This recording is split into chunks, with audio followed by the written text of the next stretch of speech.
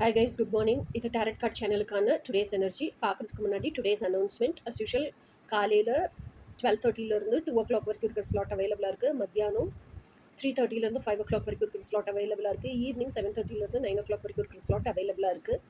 அது போக twin flame physical union manifestation coaching complete பேக்கேஜாக அவைலபிளாக இருக்குது. நீங்கள் வாங்கி வீடியோஸை பார்த்துட்டு உங்களுக்கு இருக்க டவுட்ஸை டெய்லி பேசிஸில் என்கிட்ட பேசி கிளாரிஃபை பண்ணிவிட்டு உங்கள் ட்வின் ஃப்ளேமை மேனிஃபெஸ்ட் பண்ணி ஃபிசிக்கல் யூனியன் டுகெதர்னஸில் எப்போவுமே எப்படி இருக்குதுன்றதை தாராளமாக தெரிஞ்சுக்கலாம். அதை ப்ராக்டிக்கலாகவும் நீங்கள் செயல்படுத்தலாம். அடுத்து இன்னைக்கு டுடேஸ் எனர்ஜி வந்து queen of cups. Queen of cups அப்படிங்கிறவங்க என்னென்னா தன்னுடைய கப்பை நிறைக்கணும். ஓகேயா? ஸோ குவீன் ஆஃப் கப்ஸுங்கிறது பைசஸ் எனர்ஜி, மீனம். ஓகேயா? ஸோ தன்னுடைய கப்பை நிறைக்கிறதுக்கு அல்டிமேட் ஒன் வந்து தான் நிறைக்கணும் அப்படின்னு சொல்லிட்டே அந்த குவீன் வெயிட் பண்ணுவாங்க.